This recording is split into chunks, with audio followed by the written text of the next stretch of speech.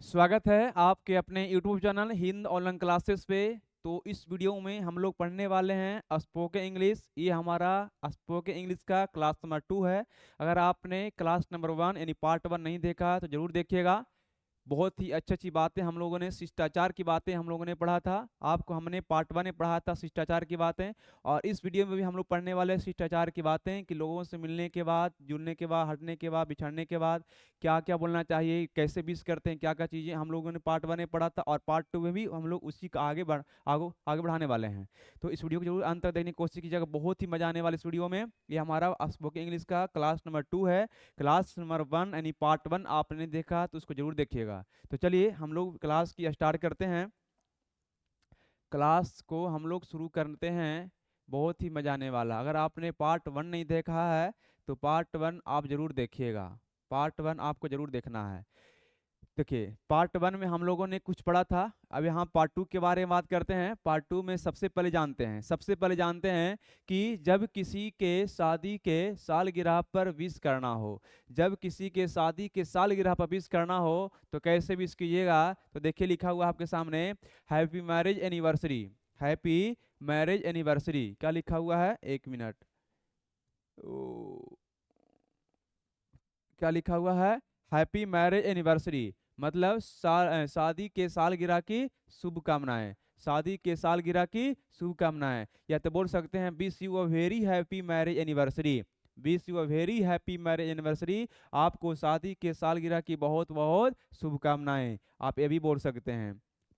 ठीक है, दोनों में से जो आपको अच्छा लगे, ये आपका पहला है या आपका दूसरा है, दोनों में से जो आपको अच्छा लगे बोल सकते हैं। किसी के शादी के सालगिरह पर क्या बोल सकते हैं, तो बोल सकते हैं आप हैप्पी मैरिज एनिवर्सरी, या तो बोल सकते हैं wish you very happy marriage anniversary. ठीक है। अगर मान लेते हैं कि आपका मैरिज एनिवर्सरी हो और कोई आपको बोला हो हैप्पी मैरिज एनिवर्सरी, तो बदले में आपको क्या बोलना है, आंसर में बदले में आपको बोलना है थैंक्स बोलना है, या तो थैंक यू बोलना है। थैंक्स बोलना है या तो थैंक यू बोलना है। और थैंक्स और थैंक यू में क्या अंतर है आपको हमने बताया था पार्ट 1 में, यानी पार्ट 1 यानी क्लास नंबर 1 में। अगर आपने देखा उसको जरूर देखिएगा। ठीक है।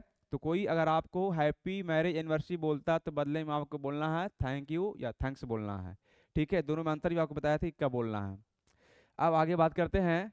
जब कोई आपको कुछ लेने के लिए कहे और आपको लेने का मन ना हो, जैसे कोई बोले आपसे, बोलिए बोलिए पूछे, बोलेगा आपको would you like to take tea. कोई आपको अगर पूछे कि would you like to take tea, क्या आप चाय लेना चाहेंगे, अगर आपको लेने का मन ना हो तो आप बोलिएगा नो थैंक्स। क्या बोलिएगा, नो थैंक्स। मतलब जी नहीं धन्यवाद। जी नहीं धन्यवाद, नो थैंक्स। अगर आपको कोई कुछ लेने के लिए कहता, आपको लेने का मन ना हो कोई वस्तु को भी चीजें, तो आप नो थैंक्स यहाँ बोल सकते हैं। और आगे है कि जब आपसे कोई वस्तु मांगे और आप वस्तु देना चाहते हैं तो आपको कहना होगा। जैसे मतलब आपसे कोई आदमी कुछ मांगा और आप देना चाहते हैं तो आप क्या बोलिएगा, बोलिएगा यस यू आर वेलकम, बिल्कुल आपका स्वागत है। या तो आप बोल सकते हैं विथ ग्रेट प्लीजर, बड़ी बहुत खुशी के साथ, बहुत खुशी के साथ विथ ग्रेट प्लीजर। दोनों में से जो आपको अच्छा लगता है वो बोल सकते हैं। यदि आपसे कोई वस्तु कुछ मांगे और आप देना चाहते हैं तब बोल सकते हैं यस यू आर वेलकम, या तो बोल सकते हैं विथ ग्रेट प्लीजर। दोनों में दो जो आपको अच्छा लगे आप बोल सकते हैं। इस वीडियो को देखने के साथ साथ क्लास मतलब कॉपी लिखिएगा तो ज़्यादा बेहतर रहेगा। लिख के याद कीजिएगा और उसको प्रैक्टिस कीजिएगा लोगों के बीच में, दोस्तों के बीच में, बहुत अच्छा बेहतर रहेगा। अब आगे है कि जब आप किसी को छोटी सी सेवा करना चाहते हैं, जब आप किसी को छोटी सी सेवा करना चाहते हैं तो आपको कहना होगा, आपको क्या कहना चाहिए। जब आपको किसी को सहायता करना चाहते हैं तो आप कहना होगा मे आई हेल्प यू, क्या मैं आपकी सहायता कर सकता हूँ, या तो बोलिएगा अलाउ मी, मुझे अनुमति दें। तो ज़्यादातर लोग यही बोलते हैं मे आई हेल्प यू। अगर आप किसी की सहायता करना चाहते हैं तो सहायता करने से पहले आपको कहना होगा मे आई हेल्प यू या अलाउ मी, दोनों में से कोई बोल सकते हैं, बट जो आपको अच्छा लगे आप बोल सकते हैं। चलिए आगे है, जब कोई व्यक्ति कमरा में बैठा हो, जब कोई व्यक्ति कमरा में बैठा हो तो आपको कमरा में जाने के लिए कहना होगा। जब कोई आदमी रूम में बैठा हुआ है तो वहाँ पे रूम में जाने से पहले आपको क्या करना होगा, तो सुनिए ध्यान से। रूम में जाने से पहले आपको कहना होगा मे आई कम इन प्लीज। क्लास में सर रहते तो बोलते हैं मे आई कम इन सर, क्या मैं अंदर आ सकता हूँ सर, यहाँ प्लीज लग गया है। प्लीज के मतलब हुआ, अगर आपको पता नहीं है कि कौन अंदर है तो मे आई कम इन प्लीज बोलिएगा। अब पता है कि अंदर कौन है तो वहाँ पे सर हैं तो सर बोल सकते हैं, मे आई कम इन सर, है ना, इस प्रकार से। तो मे आई कम इन प्लीज, क्या मैं अंदर आ सकता हूँ। तो बदले में आंसर, अगर मान लेते हैं कि आप कमरे के अंदर हैं, अगर आप कमरे के अंदर हैं और कोई जो है आपको बोले मे आई कम इन प्लीज या मे आई कम इन सर, तो बदले में आंसर जवाब क्या देना है, यस प्लीज कम इन, बिल्कुल अंदर आइए। या तो क्या बोलना है, ऑफ कोर्स बिल्कुल, या बेशक, या अवश्य। या तो बोल सकते ऑफ कोर्स, अगर आप कमरे के अंदर बैठा हुए हैं और कोई बाहर से बोल रहा है मे आई कम इन प्लीज, तो बदले में आपको क्या करना होगा, आपको कहना होगा यस प्लीज कम इन। या तो बोल सकते हैं ऑफ कोर्स बिल्कुल, या बेशक, या अवश्य। या तो बोल सकते हैं विथ ग्रेट प्लीजर, बड़ी खुशी से, बड़ी खुशी से आइए, कोई दिक्कत नहीं है। तो इसमें से आंसर ये आपका, मतलब कि कोई अगर आपको बोल रहा है बाहर से मे आई कम in please, may I come in sir, तो बदले में आपका जवाब देना है। ठीक है, अगर आप बाहर हैं, अगर आप अंदर चाहते हैं तो आपको बोलना है मे आई कम इन sir, may I come in please, इस प्रकार से बोल सकते हैं, कोई दिक्कत नहीं। बोलिए, आगे बढ़ते हैं।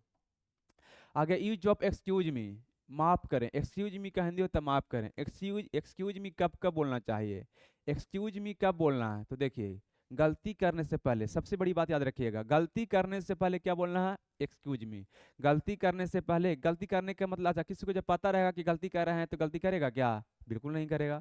तो गलती करने से पहले का मतलब क्या क्या हुआ, उसमें कंडीशन देखिए। किसी का ध्यान अपनी ओर आकर्षित करने के लिए, दो आदमी जो है बात कर रहा है, वह उनसे बात करना चाहते हैं, तो आप बोल सकते हैं एक्सक्यूज मी, फिर आपसे तरफ देखेगा, फिर आप बात कर सकते हैं। कोई आदमी बैठा हुआ मोबाइल चला रहा है, उससे आप बात करना चाहते हैं, वहाँ पे जाके जाइएगा तो बोलिएगा एक्सक्यूज मी, फिर आपकी तरफ देखेगा, फिर बात कर सकते हैं। किसी का ध्यान अपनी ओर आकर्षित करने के लिए एक्सक्यूज मी बोला जाता है। लोगों के बीच फोन उठाने से पहले, लोगों के बीच में बैठल हैं, आपका फोन आ गया तो बोलेगा एक्सक्यूज मी, फिर फोन उठाइएगा, इस प्रकार से।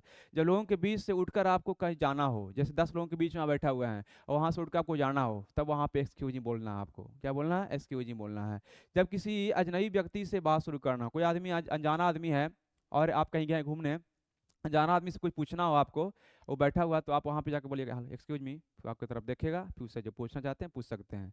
तो एक्सक्यूज मी का ये हुआ, मतलब गलती करने से पहले, जैसे कि अनजाना आदमी से बात करना चाह रहे हैं तो उससे उसको आप डिस्टर्ब करने जा रहे हैं, तो गलती हुआ कि नहीं हुआ। तो गलती करने से पहले मेन बात याद रखिए, गलती करने से पहले किसका प्रयोग किया जाता है, एक्सक्यूज मी का।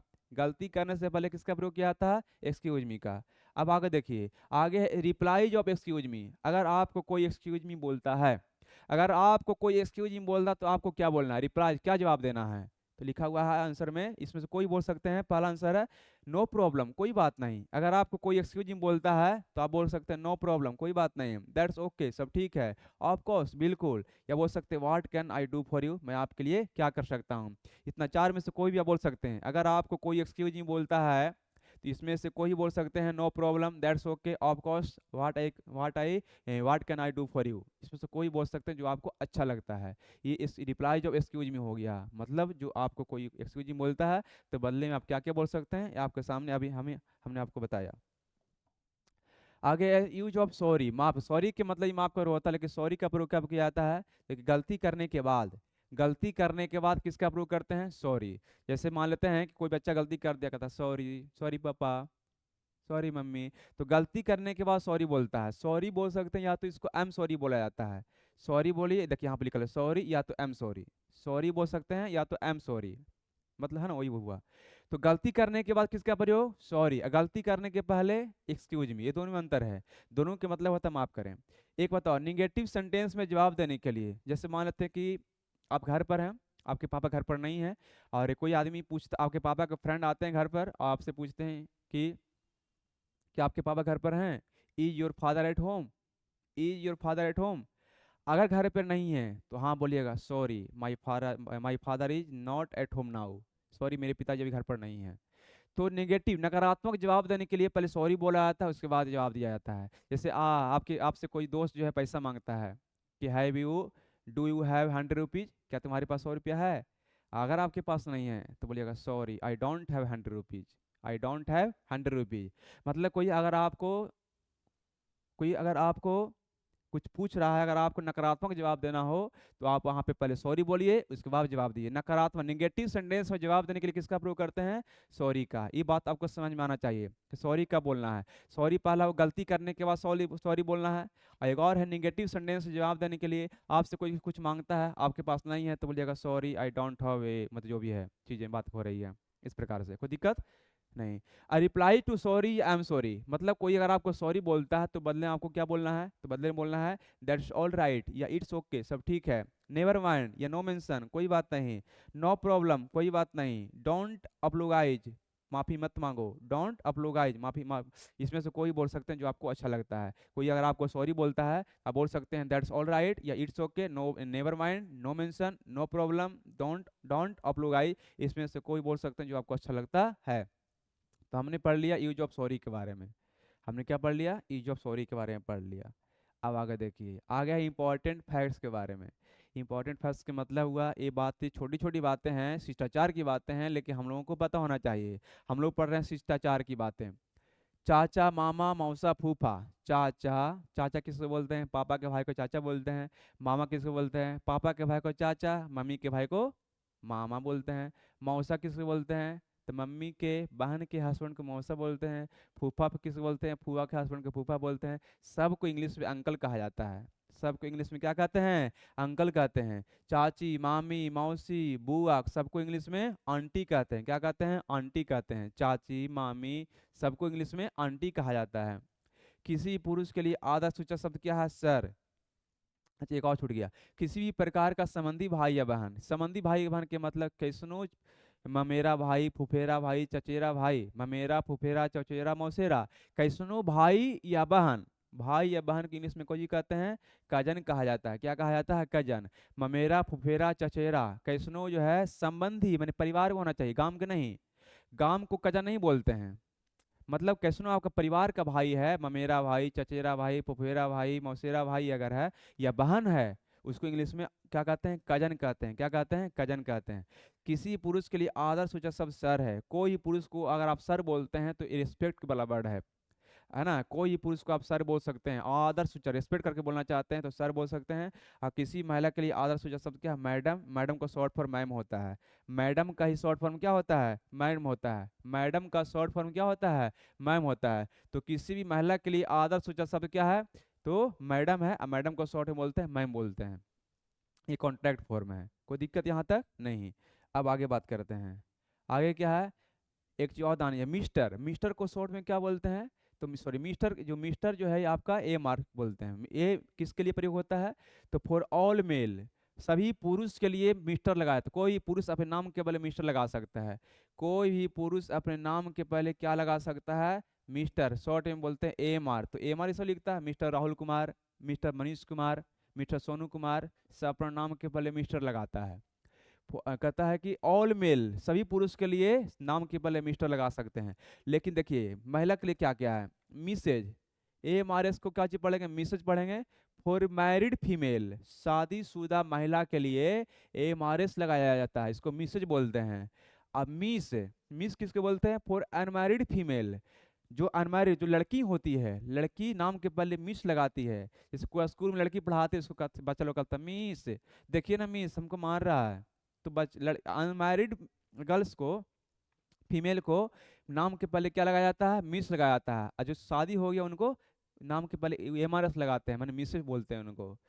और एक है एम एस। एम एस को मिसेज बोलते हैं और एम आर एस को मिस बोलते हैं। कि दोनों में अंतर क्या? देखिए, एम एस के मतलब मिसेज हुआ, ये है फॉर अननोन फीमेल, मैरिड और अनमैरिड।